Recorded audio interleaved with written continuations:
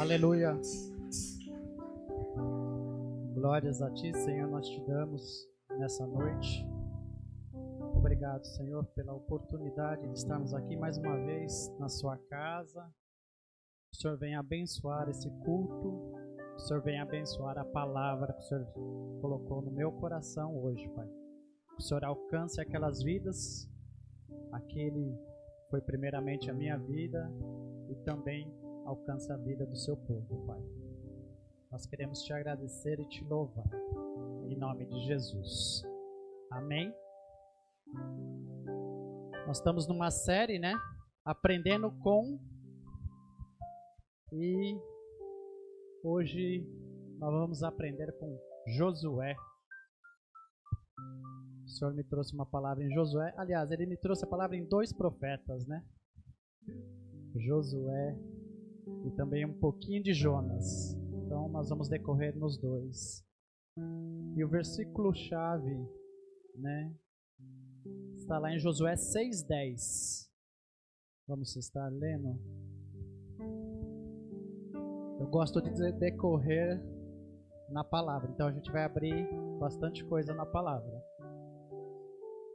6:10 diz assim: Porém ao povo Josué tinha dado ordem dizendo: Não gritareis, nem fareis ouvir a voz, nem sairá palavra alguma da vossa boca, até o dia em que eu vos diga: gritai, então gritareis. Amém? Que a palavra possa nos conduzir no dia de hoje, nessa noite, e nos abençoar. Em nome de Jesus, os aplausos ao Senhor. Podemos sentar.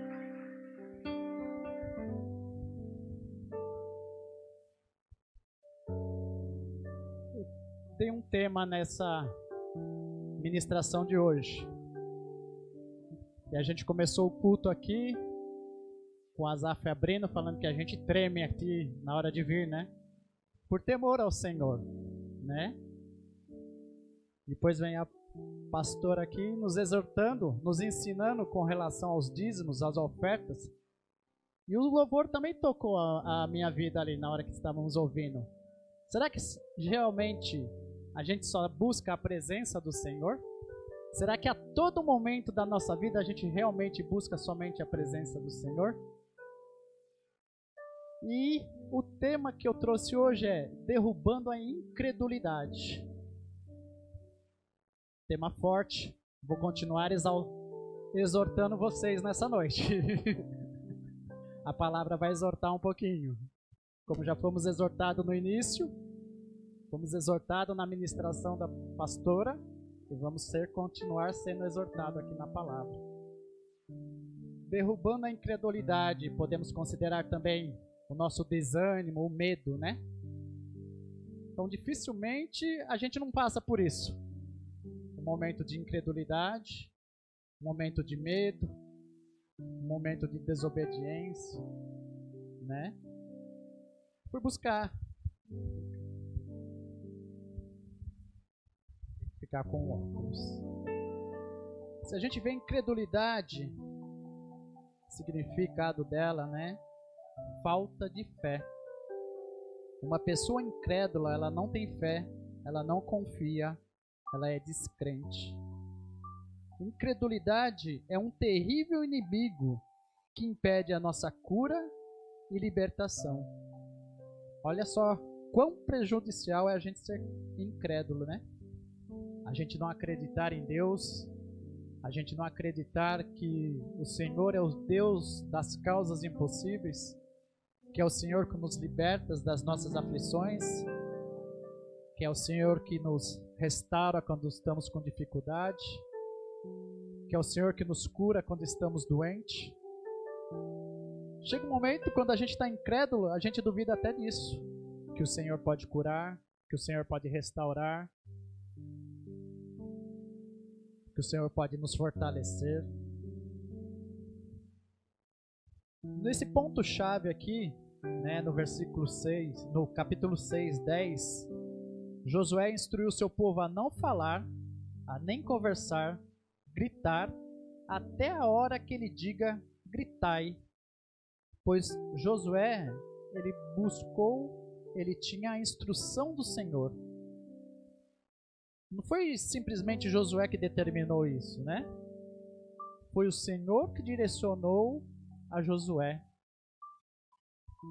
Vamos ler do 1 ao 5, para entender o significado, por que Josué fez isso. Aqui a gente vai ver Jericó, né, quando ela é destruída. 6:1. Ora, Jericó cerrou-se e estava cerrada por causa dos filhos de Israel. Nenhum saía, nem entrava. Então disse o Senhor a Josué: Olha, tendo dado na tua mão Jericó, e ao seu rei, e aos seus valentes, e aos valorosos. Vós, pois, todos os homens de guerra, rodeareis a cidade, cercando a cidade uma vez, e assim fareis por 6 dias. E 7 sacerdotes levarão 7 buzinas de chifre de carneiro diante da arca, e no 7º dia rodeareis a cidade 7 vezes, e os sacerdotes tocarão as buzinas. E será que, tocando-se longamente a buzina de chifre de carneiro, ouvindo a voz do sonido da buzina, todo o povo gritará com grande grita, e o muro da cidade cairá abaixo, e o povo subirá nele, cada qual em frente de si. Aqui, o Senhor, ele dá instrução. Josué, você vai lá com o seu povo, com seus valentes, e você vai fazer o quê? Você vai rodear a cidade por 7 dias. Você vai ficar rodeando os muros.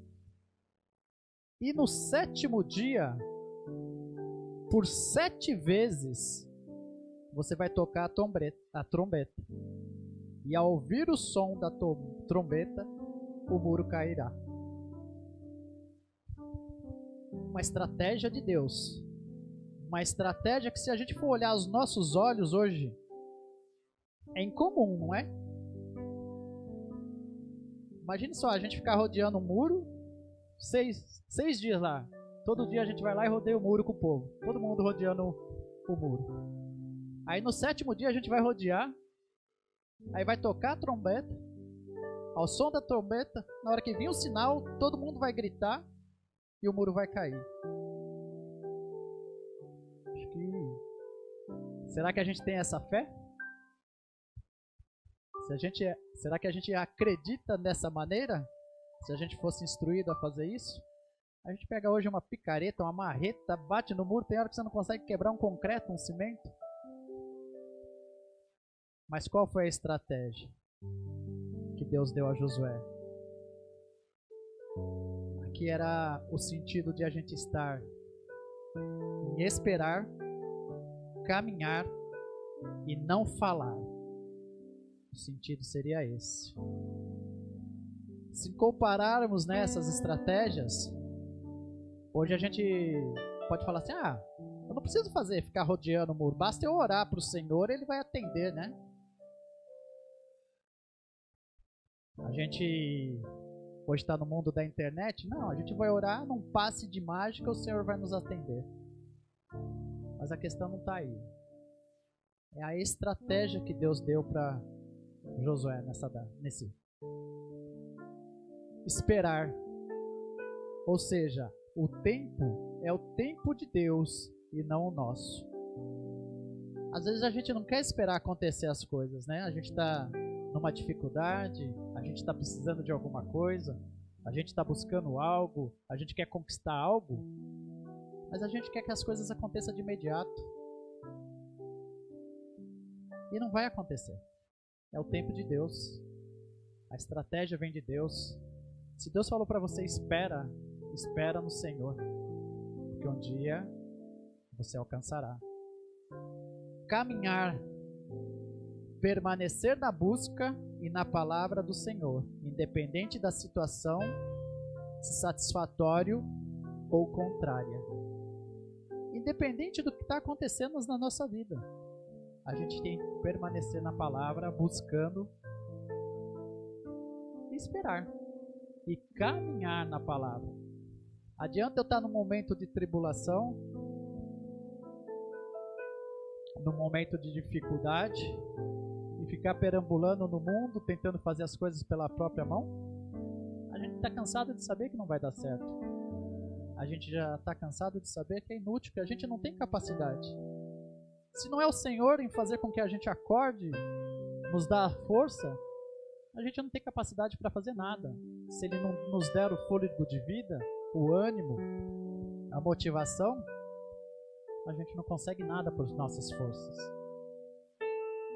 Não falar, pois às vezes falamos demais e as coisas que falamos, ao invés de nos ajudar, acaba atrapalhando.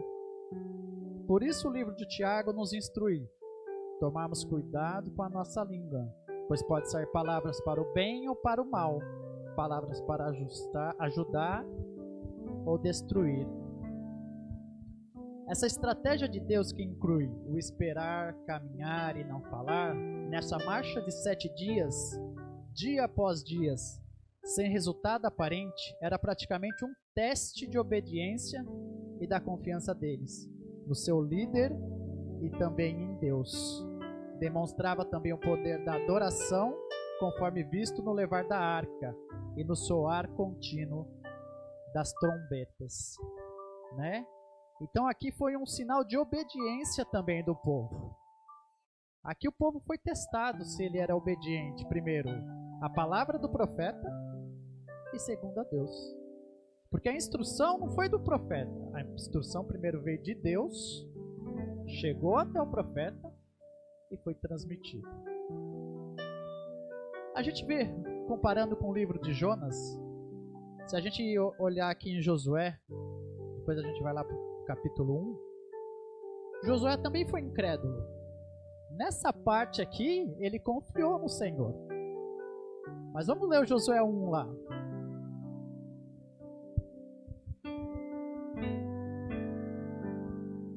Josué 1 diz assim: E sucedeu, depois da morte de Moisés, servo do Senhor, que o Senhor falou a Josué, filho de Num, servo de Moisés, dizendo: Moisés, meu servo é morto. Levanta-te, pois, agora, passa esse Jordão, tu e todo este povo, a terra que eu lhe dou aos filhos de Israel. Porque todo lugar que pisar a planta do vosso pé, vou-lo tendo dado, como eu disse a Moisés, desde o deserto e desde o Líbano, até o rio grande Eufrates, e toda a terra os heteus, até o grande mar, para o poente do sol, será vosso termo. Ninguém se sustentará diante de ti todos os dias da tua vida. Como fui com Moisés, assim serei contigo. Não te deixarei, nem te desampararei. Olha o 6.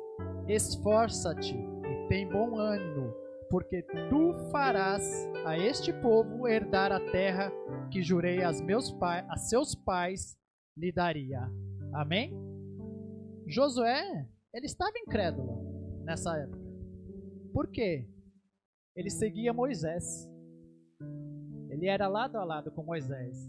E como fala a palavra aqui, Moisés tinha acabado de morrer. E o que Josué fez? Se viu inútil. Não acreditou, não estava mais crendo que Deus poderia sustentá-lo.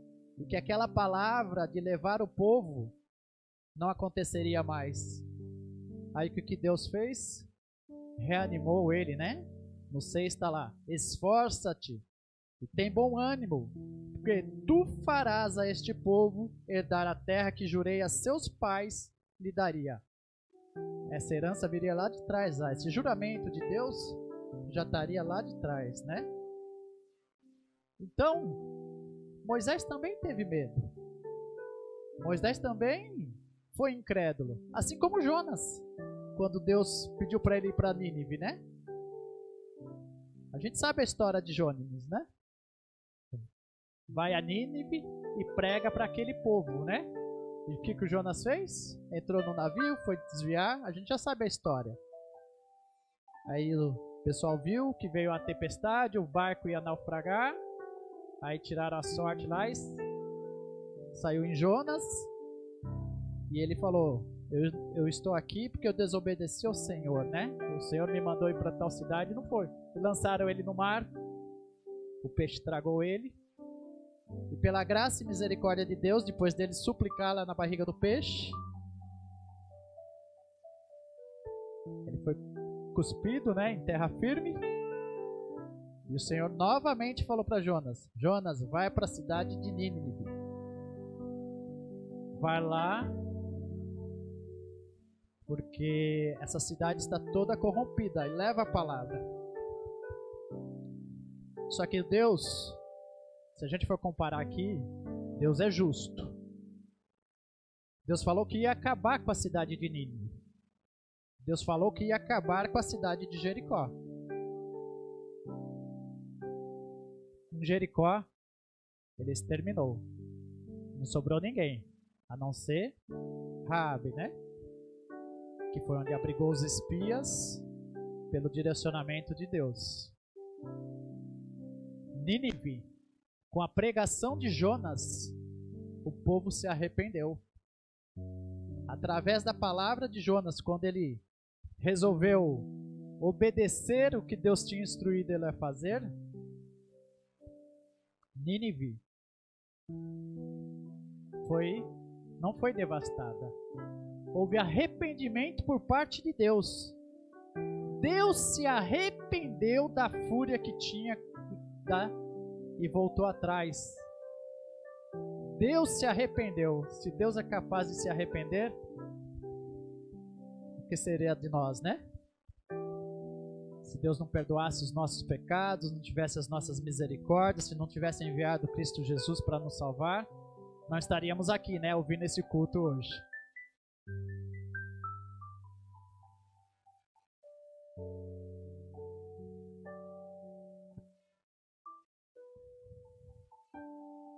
Incredulidade. Os próprios profetas foram incrédulos. Nós também somos de vez em quando, né? Ou de vez em sempre. Aí é uma exortação a cada um, né? Talvez devemos sempre se arrepender, devemos sempre obedecer.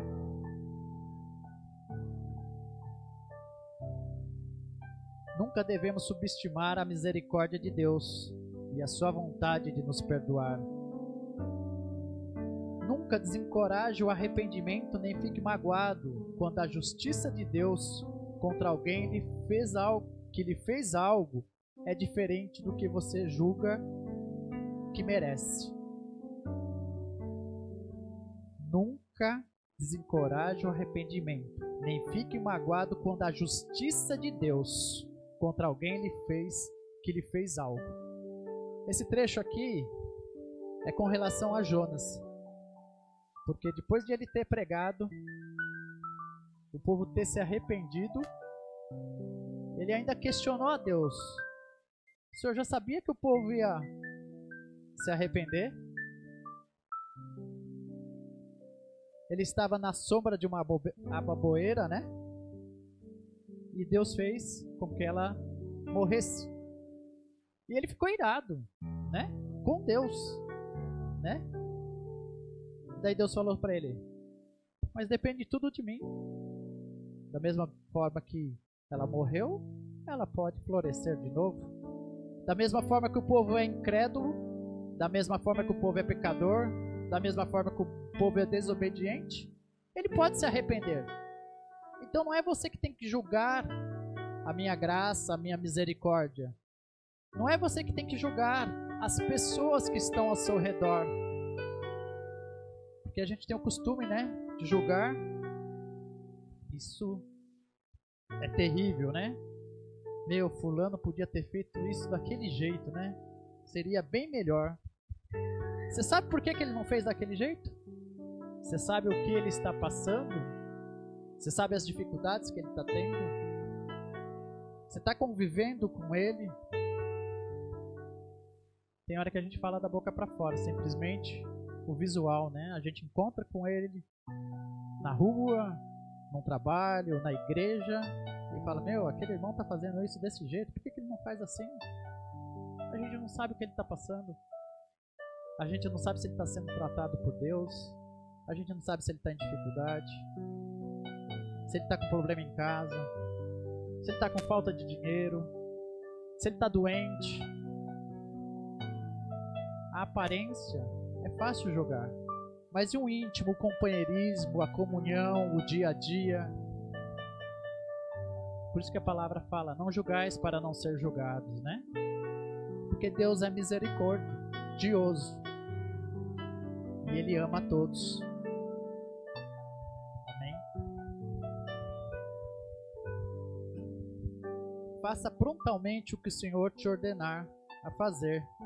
Lembre-se, a nossa teimosia poderá nos trazer sérios problemas. Reconheça que Deus se opõe à sua desobediência. Arrependa-se e obedeça. Mude seu coração, bem como o seu comportamento. Depende de nós. Deus está vendo. Pode ser que o homem não esteja vendo, pode ser que o pastor não esteja vendo, sua esposa, seu esposo não esteja vendo, seus filhos. A forma que você está se comportando. Mas você sabe o jeito que você se comporta. Você sabe se você está julgando, se você está acusando. E Deus também sabe. Deus sabe o seu comportamento. Deus sabe a forma que estamos agindo, né?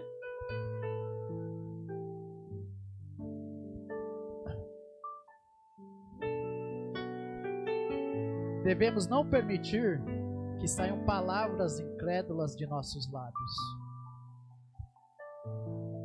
Se a gente voltar lá em Josué, ele obedeceu ao Senhor, né? Onde o Senhor pediu para ele rodear a cidade por 6 dias, no 7º também, por 7 vezes. Aqui foi um sinal de obediência, né? Por quê? Josué já tinha vivenciado, já sabia o que Moisés tinha passado com o povo, né? Quando o povo ficou cativo no deserto, né? Por falta de obediência, né?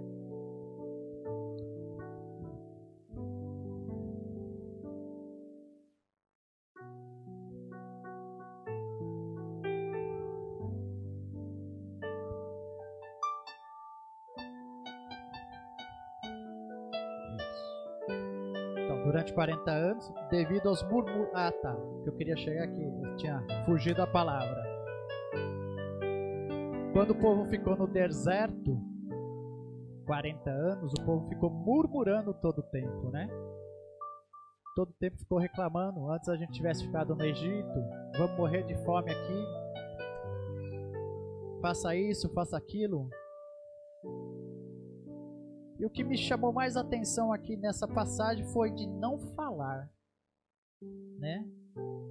Na hora que veio a instrução do Senhor de não falar, né? Por que essa instrução? Porque se eles estivessem rodeando o muro, talvez, e começasse um falatório, daria uma confusão. Um ia querer fazer de um jeito, outro ia querer fazer de outro. Ou então talvez o povo de Jericó seria acionado, não se sabe. Mas a questão chave do não falar é a obediência, porque a arca estava sendo levada também, os profetas estavam com ele, né? Então esse não falar seria no sentido de o povo não ficar murmurando, né? Porque como eu disse no começo aqui, para nós seria uma coisa impossível a gente rodear o muro e ele cair, né? Aos nossos olhos, isso jamais aconteceria. Aos nossos olhos, não teria como isso acontecer. Mas a maior questão aqui é a obediência, né? É a fé. Por sermos, em vez de sermos incrédulos, e sim acreditar na palavra do profeta e e na palavra de Deus. Amém?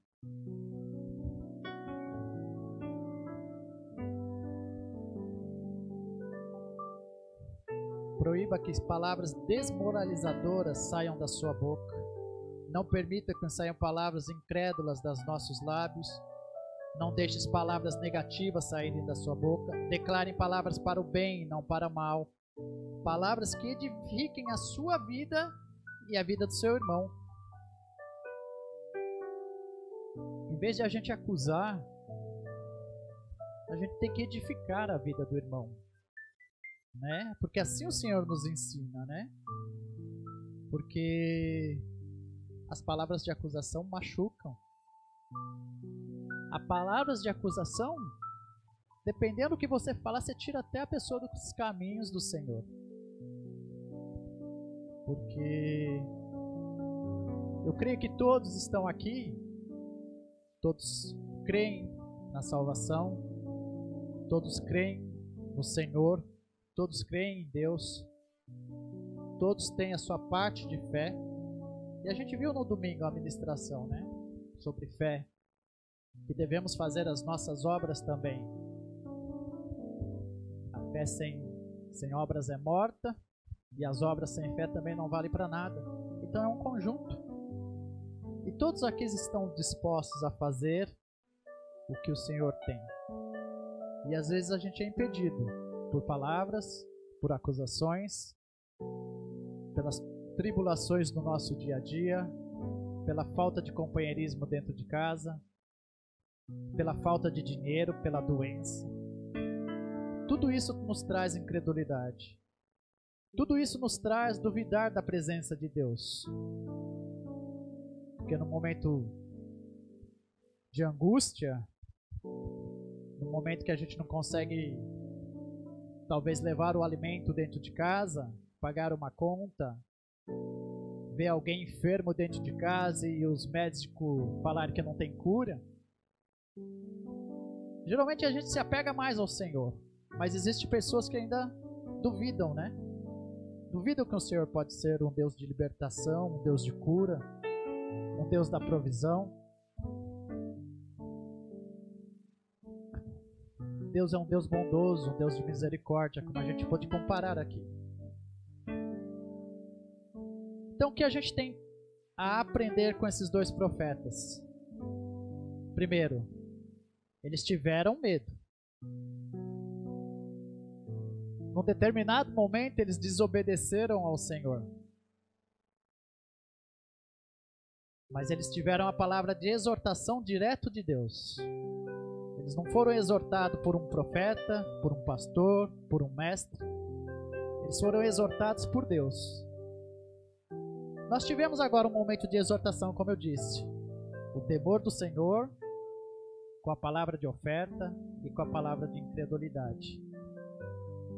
Eu creio que essa palavra é de Deus, porque a Bíblia nos fala, né? Então, não me leve a mal se vocês forem exortados nessa noite. Não estou aqui para julgar, não estou aqui para criticar. Eu gosto de estudar a palavra.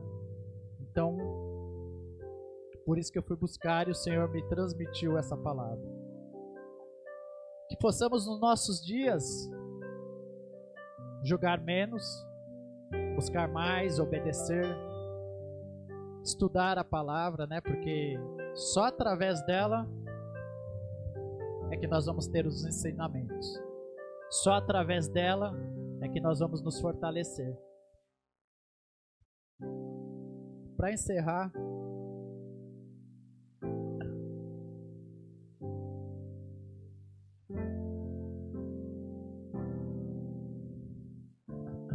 como eu disse, né? As palavras, como já foi dito, podem ligar ou libertar, tanto para o bem como para o mal. É igual uma colheita de sementes boas. É igual uma colheita. Sementes boas produzirão frutos bons. As sementes más, frutos más. Assim, no final, mais tarde, aquele grito que instruiu a dar será um grito de triunfo, de vitória, pois Deus, mais uma vez, fez o que parecia impossível acontecer aos nossos olhos. O muro caiu, a incredulidade caiu. E eu creio que hoje a incredulidade nas nossas vidas caíram. Amém?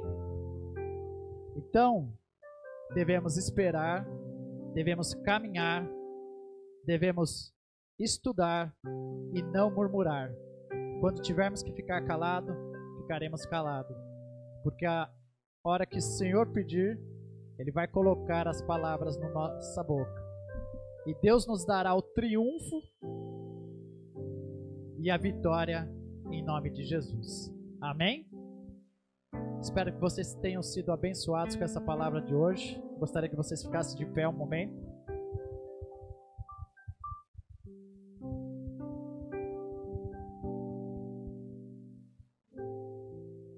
Pode apagar um pouquinho a luz?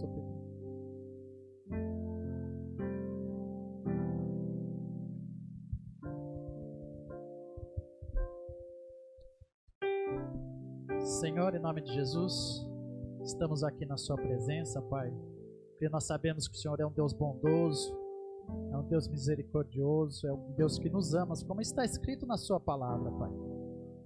Nós queremos nessa noite, Pai, ser direcionados pelo mover do Espírito Santo, Pai, porque nós sabemos que às vezes somos incrédulos, Pai, às vezes temos medo, às vezes desobedecemos, Pai, às vezes nós acreditamos nas coisas que vão acontecer. Estamos tão desesperados, Pai, que deixamos de te seguir no nosso dia a dia, de ouvir a sua palavra, de ouvir a sua presença, Pai. Então venha nessa noite, Pai, nos livrar de todo medo, nos livrar de toda angústia, nos livrar de tudo aquilo que atrapalha, Pai, que tem nos impedido de aumentar cada vez a nossa fé, de aumentar cada vez a sua presença nas nossas vidas, Pai. Pai, em nome de Jesus, que o seu grande amor possa estar todo dia nos instruindo, que seu Espírito Santo esteja ao nosso lado, Espírito Santo que é o nosso amigo, Pai, que o Senhor esteja no nosso barco todo dia, Pai, nos acompanhando, nos fortalecendo, nos direcionando, dando a sua mão, Pai, nos segurando pela sua mão. Pai, em nome de Jesus, venha nos fortalecer, venha nos abençoar. Pai, em nome de Jesus, eu te louvo e te agradeço pela sua presença, Pai. Em nome de Jesus, obrigado por essa palavra, perdão pelos nossos pecados, perdão pelas nossas transgressões, perdão pelas nossas murmurações e acusações, Pai. Pai, em nome de Jesus, venha nos abençoar, venha nos guardar. E nesse momento eu queria fazer um convite à igreja.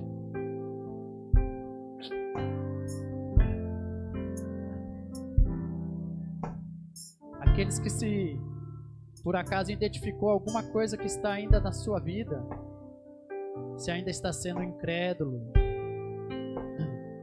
se está com medo, né, de fazer alguma coisa, se tem medo de fazer a obra do Senhor, de obedecer, se não está conseguindo fazer a leitura da palavra, estudar a palavra, você dê um passo, vem até aqui à frente do altar, nós vamos tocar o louvor, orar.